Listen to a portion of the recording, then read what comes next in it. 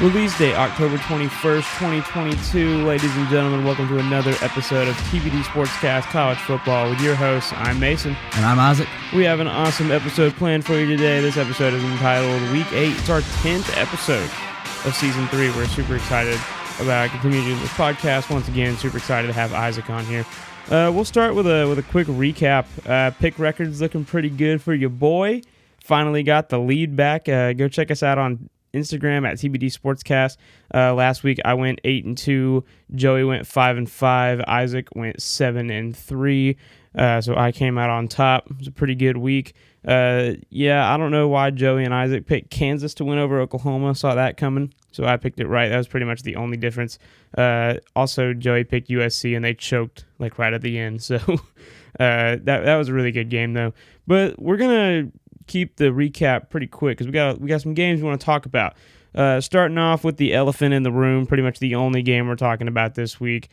Alabama, Tennessee, man. What a freaking game. Like, was so close right down to the last second, man. It was, and, I got to say, it delivered. It was everything that we expected it to be. Neyland was rocking. Knoxville was pretty much shut down. And, both teams played really well. And Tennessee was able to come out on top, for better or for worse. You can talk about the defense. You can talk about, Alabama missed the field goal. But at the end of the day, the goalpost was carried out of Neyland. Tennessee got the win. So, absolutely, man. The whole time, I'm thinking, because I talked about last week how I had no idea who I was going to pull for, right? I mean, I was like, I really want Alabama to lose because it's Alabama and, I don't like them. But I also wanted Tennessee to lose so that we could have a little big gap because even if they don't lose to Georgia, Tennessee's going to lose to somebody before week 13. But first 2 minutes into the game, Alabama goes down and gets a 3-and-out, has to punt, and Tennessee goes down, scores like a huge touchdown on the opening drive. And I was like, yep, I'm pulling for Tennessee. Whole time, man. I was just rocking with the Vols, and it felt wrong as a Georgia fan. I was like, man, it feels so wrong to be cheering for Tennessee. But yeah, it was good to see Bama go down. Really thought it was going to go into overtime when Bama kicked the field goal. But dude, Hendon Hooker, man, what a player. He made it happen. And then Chase McGrath coming on, kicking the field goal, even though it a little wobbly there in the kick, but it still made it through. And Tennessee gets the dub for the first time in 16 years. What a win for Tennessee, man. I mean, seriously, what a freaking win for Tennessee. Like, statement win. But it's difficult to say that Tennessee is actually that good. Did their offense look amazing? Absolutely. They had at least 3 touchdown passes for 40-plus yards or more. So, yeah, man, it was a great night for the Tennessee offense, but the defense, man, that's where they're getting killed. They had a 28-10 lead at one point, an 18-point lead, and they let Alabama come all the way back, get it tied, and then get ahead a couple times. So the game was really back and forth, and it was really mainly due to the defenses. But before we talk any more about Tennessee, I'm going to go back to what you were saying last week about how you thought that Saban was pulling everybody's leg about Bryce Young and trying to make him think that he wasn't going to play, when Bryce Young looked really freaking good on Saturday. Mm-hmm. Like, there were some times, man, where, like, I was like, oh, it's a sack. It's got to be a sack. Man, they're right on him. Man, he just escapes, like, creates time, and boom, there's just an open receiver standing right off to the side, man. And he just made plays. He made it happen, dude. I don't know, man. And like I said, I really thought, after looking at it, I said, I think Saban's pulling everybody's leg. I fully believe that. And, even knowing that and fully believing that, I still went with Tennessee. I picked Tennessee for the win, and they got it done. But, the defense is on both sides. I mean, the SEC has always prided itself on defense, and defense was all but absent on Saturday, combined for over 100 points when, the over-under was only 68. So, it was just a killer game, and, the offenses showed up. Bryce looked good, and Hendon Hooker looked good. He looked good. And all in all, man, just a great game in Knoxville. Definitely, man. Game of offenses, which I kind of saw coming, dude. I saw something online that said, who is your favorite, or who is the most overrated player you've ever seen, and why is it Will Anderson Jr.? Oh, man. For a guy that people were saying he was going to be a Heisman contender this year, he is not playing like it. Something else, too. I mean, Alabama really... So, yeah, going back to Tennessee and, not being sure on him yet, Alabama committed 17 penalties on Saturday. That is the most in school history. That's a lot of freaking penalties. So that's a lot of yardage you give up on your offense and to the other team on defense. So yeah, but coming down to it, it's like, man, with Tennessee, for me, it's the defense. When they go up against Georgia, they're going to play a real defense. Georgia has a great freaking defense, okay? Now, where Georgia is going to not, be great, and we'll talk about this in a couple weeks, obviously, with the game coming up in the next couple weeks. Georgia is struggling on offense, and it's mainly because of injuries. And everybody's talking about this game because it's most likely going to be a top 3 matchup, because I don't think Georgia's going to lose to Florida, and I don't see Tennessee taking a loss in the next 2 weeks. So this is going to be a big game, and we're going to talk about that more in depth. But just from an outsider coming into it in the next couple weeks standpoint, I see Tennessee really struggling against the Georgia defense. And I see Georgia possibly exposing a lot of the defensive holes. If Tennessee wants to play well against Georgia, they're going to have to find a secondary and a short pass defense and a run defense, honestly, because Tennessee couldn't block anything. They let Jahmyr Gibbs run all over them all night. It was crazy, man. So Tennessee got to find a defense, and they got to find it fast. Yeah, I mean, Tennessee's defense obviously was not that great, especially on rushing. Alabama had 3 rushing touchdowns. And all in all, I mean, I know we keep talking about the same game, but I mean, it was that heavy of a matchup. I saw something today that said that Tennessee of this year is LSU of 2019. I wouldn't go that far yet. Nope. But they have made the comments that they beat a rival for the first time in decade or over a decade or whatever, and they're making comparisons. But I don't think on the offensive side of the ball you can make the argument. I don't think they're quite on par with that squad. But the defense is definitely not. It's definitely not, and it will remain to be seen, especially when they play Georgia. Curious to see if Tennessee's offense can hold up against Georgia's defense, and then, of course, if Tennessee can find a defense when that time comes. Absolutely, and I think Georgia has a pretty good chance, being that it's in Athens. It's probably, if they make it I don't know, man. If they put it on CBS, it'll definitely be the 3:30 game, which really sucks because that really deserves to be a primetime night game. So I really hope it's not a 1 and 2 or a number 1, number 3 matchup. We'll see what happens with it, though. Yeah, that game just freaking crazy, though, coming out of this week, and that's why we took such a long time talking about it. I mean, that's what everybody's been talking about all week. There's been a lot of controversy with rushing the field and Jermaine Burton, wide receiver at Alabama, hitting that girl in the head while they were rushing the field. The goalpost getting torn down, and then Tennessee having to start a fundraiser for their goalpost to get replaced so they could play a game this weekend. Man, it was seriously a crazy weekend in college football, because you could also argue for the Utah-USC game, which came down to the freaking wire too, man. Utah, they went for the 2-point conversion at the end when they were a point down, and they got it, man. Caleb Williams couldn't make anything happen with 13 seconds left. That was guts, man, to go for it. I mean, sure. You're down by 1. I mean, that is just freaking guts to do that. Like, and not even know if you don't get it, you lose the game. I mean, hats off to Utah, man. And now your boy is leading the pick records. Sitting at 2 games ahead. We'll see what happens. But speaking of that, got to make our picks for this week. Moving on into our game of the week. Our game of the week, there's like 3 matchups that we were really trying to decide between, but I think we got one nailed down. Isaac, why don't you tell the folks what our game of the week is? Folks, our game of the week is going to be number 14 Syracuse playing in the other Death Valley at number 5 Clemson. And that's a 12 o'clock kickoff. I'm not very fond of the kickoff just because it is a top 15 undefeated ACC matchup. Yeah, you're right. I'm not either. Granted, I'm not saying it should be a nightcap game, but definitely shouldn't be a 12 o'clock kickoff. But all that aside, it's going to be a good one. Syracuse is playing really well. They just beat an NC State team that has been up and down, and you can make the case that if NC State had their quarterback, they might would have got the win. But the bottom line is that both teams are undefeated, and Clemson's about to play another team in the ACC that's undefeated for the first time in probably a decade. I don't know what the number is, but there hasn't been a team, undefeated with Clemson in the ACC in years. So, speaking of that, Syracuse, they've always been that team the past couple years in the ACC that, they get to the bowl, they win 6 games or more, but they just can't capitalize. They can never stay a 1-loss or 2-loss team.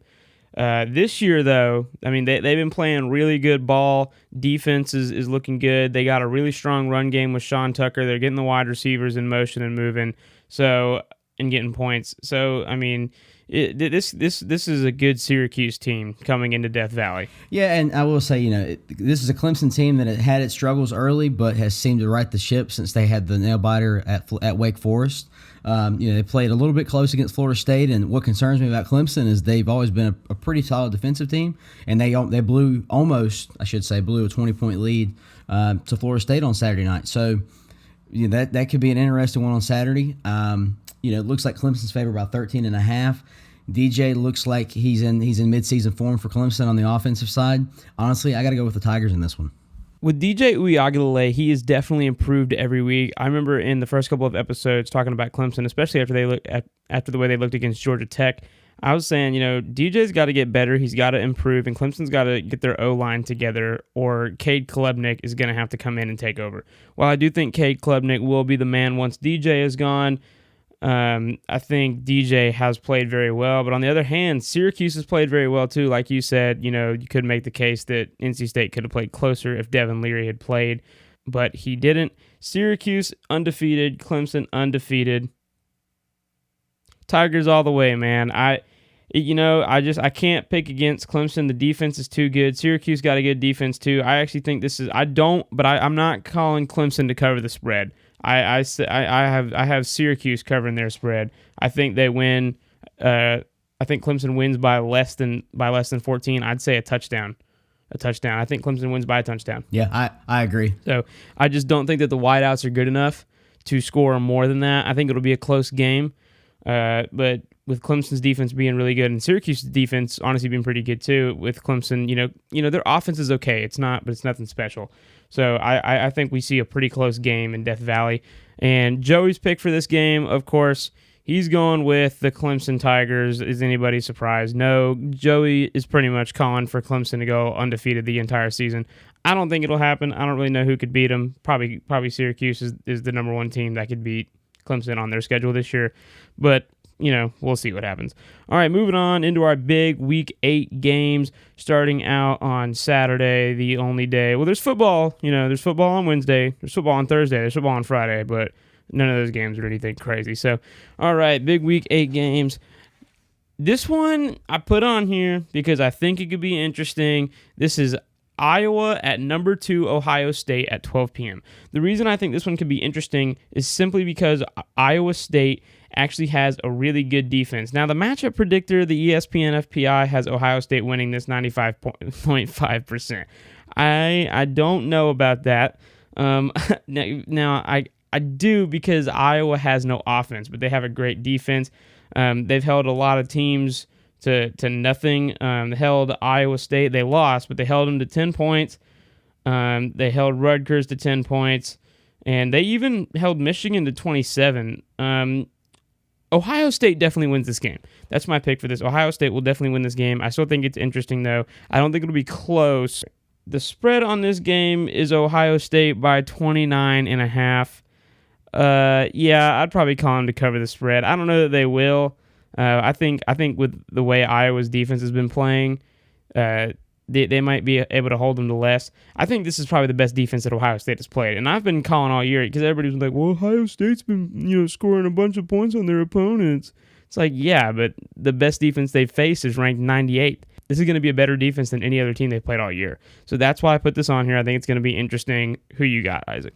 Well, first off, I have Ohio State. It pains me to say it. My chest hurts as I speak. But I think the Bucs win this one, and I agree. I think they'll cover the spread. But I also think that Iowa has the chance to prevent them from covering the spread, and if Iowa's defense shows up, it could potentially be an interesting game. I don't think Iowa pulls it out unless, C.J. Stroud craps the bed. Looking at it, Iowa's a team that has on average, on offense, had 239 yards a game. On average, they've given up 265. So giving up more than you actually, earn is not a great place to be. But, under 300 yards thus far, and holding a team like Michigan to 27 points. There's no slouch on the defensive side. I got Ohio State in this one, but Iowa's defense has a chance to make it interesting. Absolutely, man. And who will I be pulling for? Iowa, 100%. I mean, Iowa's going to throw everything they have at Ohio State. Mm-hmm. I don't think that Ohio State necessarily gets exposed this weekend, but I think some of their flaws show, and that will show in the final score. I'm going to guess it's going to be somewhere like 27-10. I don't think Ohio State will really cover the spread. They might, but who knows? Joey also picking Ohio State. There's another TBD triple pick for you. So nobody's record is changing as far as scores so far. All right, next game up, we got Kansas at Baylor at 12 p.m. This game, this one's going to be interesting because Kansas, is still playing with the backup quarterback. Baylor coming off a close loss to West Virginia, 43-40. Man, this is going to be interesting. You got it. You go first. Give it to me. All right. Well, I got to say this. First of all, I'm not sure. I haven't decided who I'm going to pick yet. I'm sitting here I'm going to think it out as we speak. I'm going to pull for Baylor because they got Dave Aranda as the head coach. But all in all, I don't know, man. I mean, Kansas, like you said, has got the backup quarterback. It looks like ESPN has Baylor by 8, or 8.5, I should say, and they've got the FPI at 79.6, so 80%. That's a pretty strong chance for a Baylor team that has not been great. They lost to BYU. They lost to a couple of squads they probably shouldn't have lost to in their last 5. They're 2-3. They played a fairly close one to West Virginia. They played a close one to Oklahoma State. Lost both of those.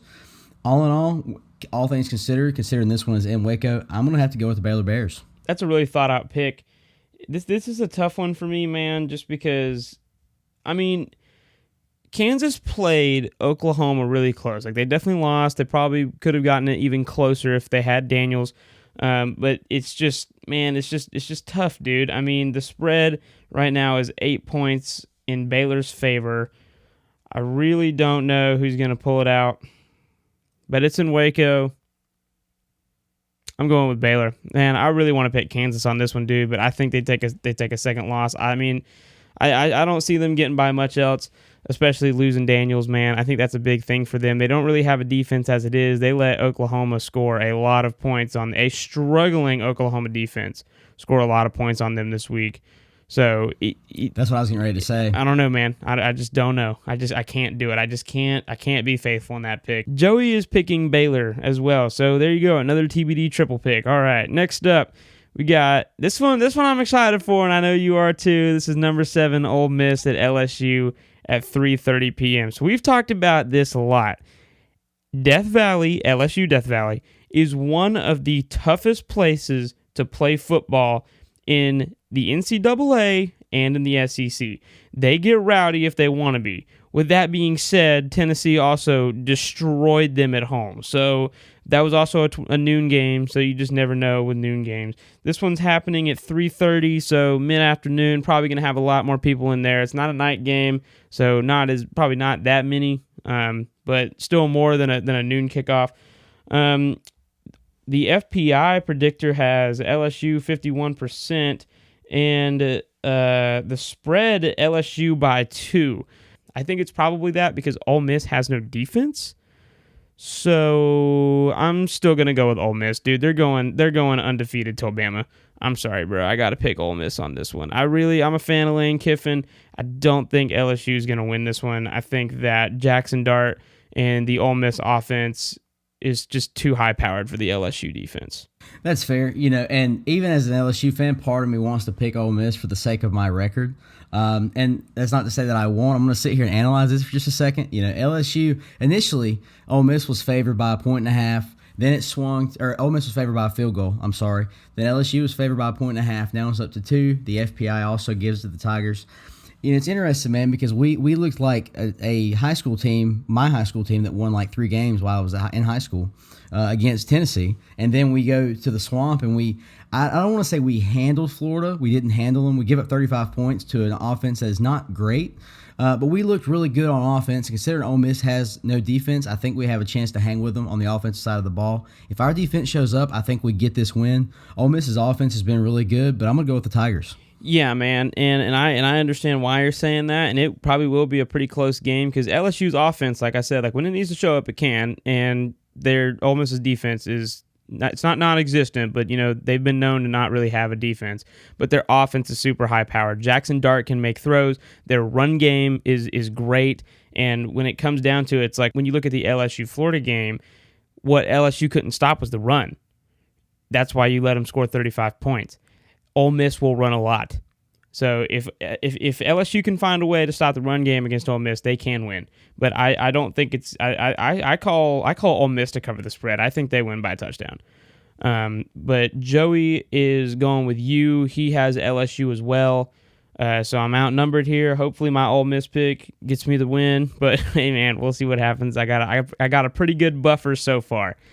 All right, next game up. This is the second game that we were trying to pick for our game of the week. It was a candidate. This is number 9 UCLA at number 10 Oregon at 3:30 p.m.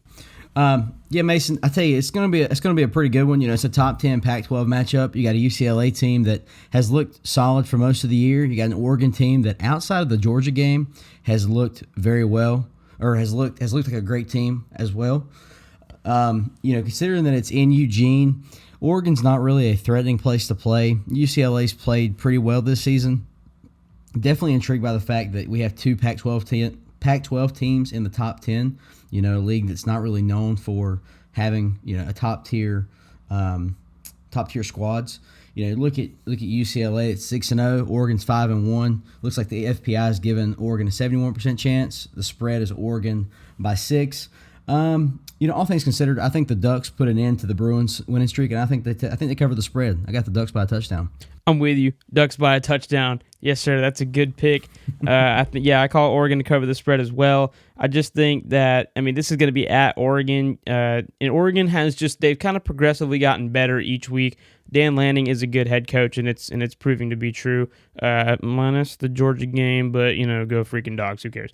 All right, and Joey is picking Oregon as well. There's another TBD triple pick. So boom, there you go. Next game up, number 20 Texas at 11 Oklahoma State at 3:30 p.m. This game will be interesting. Because this is two Big 12 teams, Oklahoma State coming off a loss and Texas coming off a close win against Iowa State. This is going to be probably a pretty good game. Two really good offenses. Spencer Sanders coming off an injury though at Oklahoma State, and even though it's at Oklahoma State, I'm picking Texas. I got Quinn Ewers in Texas winning out the Big 12 and winning out the rest of the season. So I think it's a great pick. This one, like you said, is going to be a good one. You got a Texas team that, if Quinn Ewers would have played the whole year, I truly believe they're a top 10 team. I believe that with everything in me.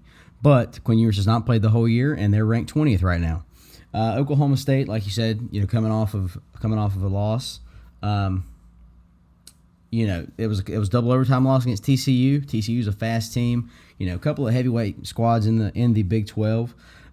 This is going to be a good one this weekend, but I'm gonna have to go with you, Mason. I'm gonna have to go with the Horns. Yeah, man, I think that's a really good pick, dude. I just don't see Oklahoma State winning this. They got a good defense, but they gave up a big lead to TCU, so I think that they're gonna pull it out. So, and Joey is picking Oklahoma State, actually, so he's going opposite of us on this one. This will definitely be interesting. Next game up, this one a little sad because of the news that was released 2 days ago, Wednesday, October 19th. Number 24, Mississippi State. Number 6, Alabama at 7 p.m. We found out on Wednesday that Sam Westmoreland of Mississippi State football passed away. This is very sad. More details are still coming together as this situation unfolds, but this is definitely really sad. Mississippi State probably going to be playing with some emotion, but playing for their fallen brother. This is really sad. With that being said, just looking at it from an analytic standpoint, I think Alabama will take this one. I don't see Mississippi State taking this one. It's at Alabama. Tuscaloosa can be a tough place to play. Bryant Denny can be rocking. So I think Mississippi State is going to come and give it all they got, and I think Mississippi State will be close, but I got Alabama in this one. Yeah, Mason, and that's a really good pick. Thoughts and prayers going out to Mississippi State. Never want to see that happen, especially to a guy that's that's younger than either of us. Absolutely, definitely. So definitely thoughts and prayers out to the Westmoreland family.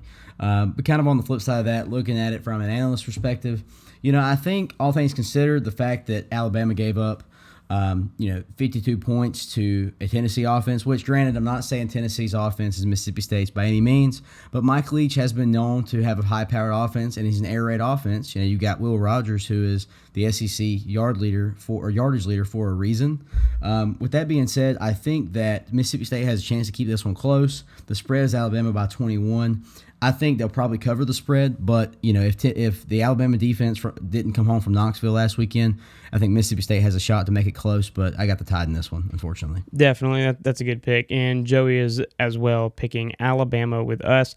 I'd love to see Mississippi State win this one. I'd love to see Bama take another loss. I just don't see it happening. All right, next game. I put this one on here just because I thought it'd be interesting. All right, Texas A&M at South Carolina at 7:30 p.m. Our social media director Abby Conan, who is a huge Carolina fan, is actually attending Carolina. She's going to be at this game. It's going to be intense. It's going to be a good game. I think this is a pretty even matchup. Texas A&M at 3-3 and South Carolina at 4-2. South Carolina coming off the bye week. Who you got? Well, me personally, I think they have a chance to make it interesting, being it's in Columbia. But I got to tell you, if A&M can figure out these quarterback struggles, Max Johnson's been hurt, all that kind of stuff. Honestly, all things considered, I like the Aggies in this one. Man, this is a tough one, dude, because South Carolina, they beat Kentucky without Will Levis, and Kentucky has a pretty good defense, but Rattler's nothing special. But yeah, Texas A&M. Texas A&M almost beat Bama. And that's why I'm going to go with Texas A&M. They have a pretty good record. They've played some tough teams, and they're playing. Look, Georgia's in the East, and I don't really care by saying this, but the West is the tougher conference, or the tougher division in the conference. They play a tougher schedule. So I got the Aggies in this one as well. Joey is taking Carolina in this game. I really want to take Carolina. I'm kind of like a closeted, Cox fan. Go Cox. Just because of Abby, but still. I'd like to see Carolina win this game, but I'm calling Texas A&M to win it on the road.